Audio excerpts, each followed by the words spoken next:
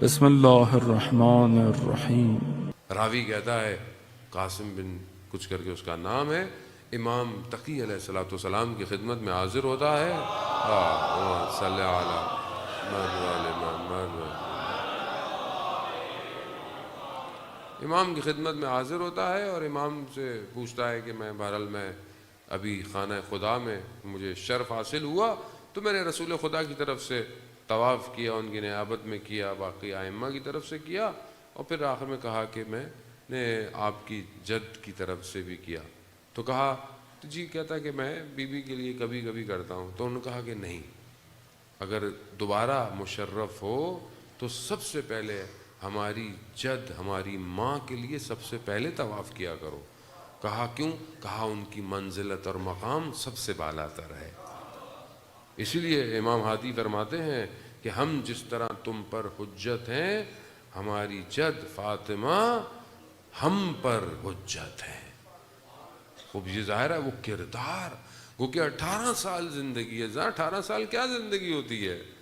کوئی زندگی نہیں ہے، 18 بہاریں زندگی میں دیکھی بی بی نے بس، لیکن اس کے بعد آپ دیکھیں کہ آج قیامت تک کے لیے رول ماڈل ہے وہ ذات، وہ ہستی، اتنا کچھ ہے اس ذات کے اندر کہ ہم بیان بھی کرتے رہیں کبھی ختم نہیں ہوتا۔ استقامت، عبادت، بندگی، قناعت، انفاق، خدا کی راہ میں دے دینا، اب یہ آپ سب دیکھیں کہ یہ یہاں کے علاوہ کوئی اس گھر کا مقابلہ نہیں کر سکتا۔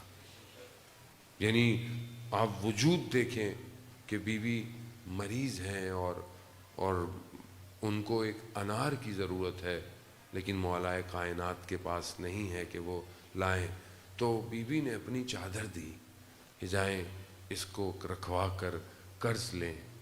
کہتے ہیں کہ کچھ 2 یا انار لیے کچھ ایسا، اور کسی یہودی کے پاس بیوی کی چادر قرض رکھی اور لے کر آیا، اور رستے میں کوئی اور فقیر بیٹھا ہوا تھا، اور وہ انار جو ہے وہ مولا کائنات نے، ان سے بڑی سخاوت کون کرے گا عزیزان محترم، اور جو ہے وہ اس کو دے دیا، اس کو ضرورت تھی۔ بہرحال بیوی کے خدمت میں پہنچے، دیکھتے ہیں کہ رات کو یہودی کے گھر والے جو ہے وہ دروازے پر کھڑے ہوئے ہیں۔ کہا کیا ہوا؟ کہا آپ جب یہ چادر دے کے گئے، ہم نے اس کو اپنے گھر میں رکھا تو رات کی ہم نے دیکھا کہ اس کے اندر سے نور نکل رہا ہے، اس نور نے ہمیں متوجہ کیا اور ہم آپ کی خدمت میں اسلام قبول کرنے آئے۔ یعنی جس کی چادر ہلے تو کائنات کا رزق جاری ہو جائے، اسے سیدہ کہتے ہیں۔ یعنی اگر ذرا سا وہ چادر کو ہلا دے، عزیزان محترم، یہ سارا رزق سیدہ کے توسل سے ہے۔ ہمارا رابطہ کیسا ہے، یہ بڑا امپورٹنٹ ہے، ہم کتنا توسل کرتے ہیں بیوی سے۔ آیت اللہ عظمیٰ بہجت رضوان اللہ تعالیٰ علیہ، کتنے بڑے عالم، کتنے بڑے عارف، ہر جمعرات پابندی سے حدیث قصہ کی محفل رکھتے تھے، بیوی سے توسل کرتے تھے۔ ابھی بھی ان کے شاگرد یہی کہتے ہیں کہ اگر کوئی بہت پریشانی ہو، زیادہ پریشانی ہو، تو 40 دن لگاتار حدیث قصہ پڑھا کرو اور حدیث قصہ کا ذکر کرو۔ عزیزان محترم، خوب بہرحال بیوی وہ راز ہے کائنات کا کہ جو سارے دروازوں کو کھول دیتا ہے۔ بڑے بڑے علماء، بڑے بڑے عرفاء اپنی زندگی میں بیان کرتے ہیں، بہت بڑے عالم دین تھے، جو ہے وہ پیرس تک ان کی پرواز تھی، فلائٹ تھی، آگے کہیں اور جانا تھا، بہرحال نہ آشنا تھے، نہ زبان آتی تھی، نہ کچھ تھی، آگے تھی، اور بہرحال جب وہ وہاں اترے تو انہوں نے کہا کہ ابھی فی الحال آپ کو رات کو کہیں ٹھہرنا ہے، پھر دوسرے دن کہیں اور آپ نے پہنچنا ہے، دوسرا ہے۔ پریشان کھڑے ہوئے تھے کہ ایئرپورٹ پہنچے تو کارڈ جب دکھایا تو کہا کہ یہ والا ایئرپورٹ نہیں ہے، دوسرا ہے، اور وقت بہت تھوڑا سا ہے۔ کہا میں اسی وقت بی بی زہرا سے متصل ہوا، کہا بی بی آپ کے کام کے لیے تبلیغ پہ جا رہا ہوں، میری مدد کیجیے۔ کہا اچانک سے کوئی شخص آیا اور اس نے کہا کہ میں تمہیں سوار کرتا ہوں، میں اس کو جانتا نہیں تھا، پھر میں نے ڈرا کہ خوف، پتہ نہیں کون ہے، دوسرا ملک ہے، کون ہے۔ کہا وہ مجھے میری منزل تک چھوڑ کے آیا، پھر دیکھا تو دروازہ بند ہو جاتا ہے جلدی، آپ کو پتہ ہے فلائٹ سے آدھا گھنٹہ پہلے، اور پھر سرواز نہیں، تو وہاں بھی میں نے دوبارہ بی بی سے توسل ہوا اور مجھے سب سے پہلے مجھے جو ہے وہ آگے کیا گیا۔ اب بہرحال زندگی میں ایسی مثالیں انسان کو زندگی میں بہت ملتی ہیں کہ انسان توسل کرے تو پھر زندگی کے راستے کھل جاتے ہیں۔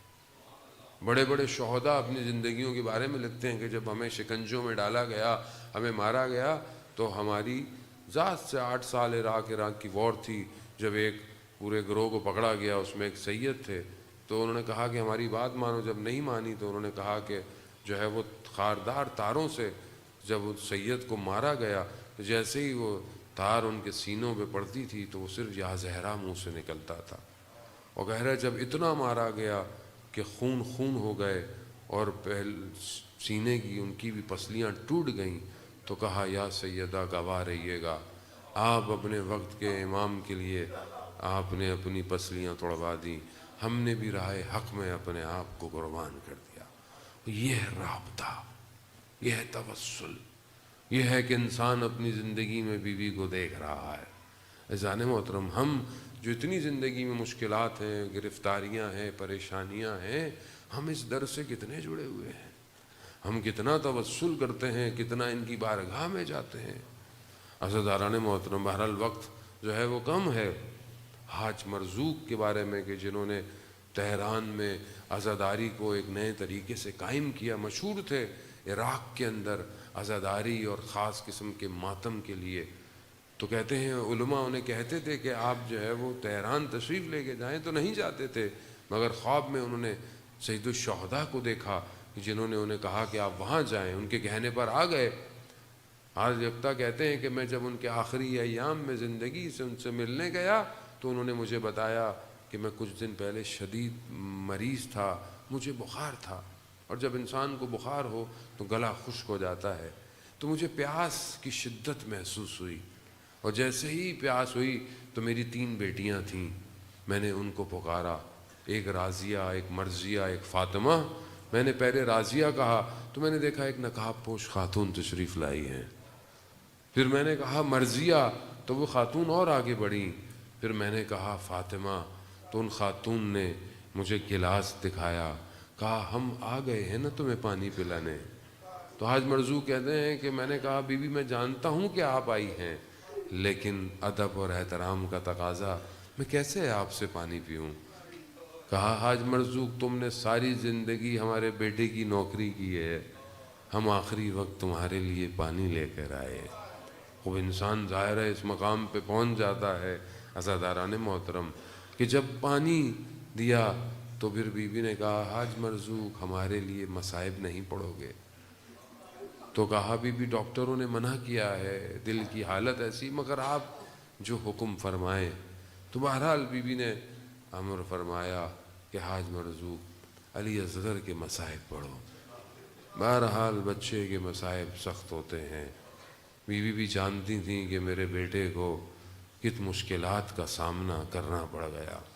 ہاں عزاداران محترم، آج فلسطین میں شہید ہونے والے بچے، حتیٰ 2 ماہ کا بھی بچہ ابھی دیکھا گیا، مگر سلام ہو، گو کہ دروازے جلے بھی ہوں گے، بلڈنگیں گری بھی ہوں گی، لیکن صدر اسلام میں حق کے راستے پر اگر پہلا بچہ شہید ہوا تو وہ در و دیوار میں آیا۔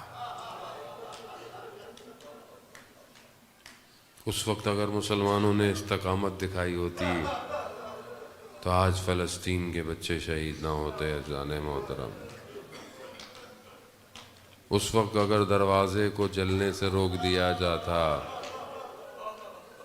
تو کربلا میں خیمے نہ جلتے۔ داستان مدینہ سے شروع ہوئی ہے، یہ ظلم مدینہ سے شروع ہوا اور مسلمان خاموش رہنے کی عادت اختیار کر گیا۔ آج تک مسلمان خاموش ہے۔ ایک رسول کی بیٹی ہے، ایک، اور کسی نے کبھی یہ نہیں سوچا کہ یہ ایک رسول کی بیٹی کا مرقد کہاں ہے۔ پہلو بھی شکستہ ہے، کل بھی رونے پہ پہ رہا تھا، آج بھی مرقد پہ پہ رہا ہے۔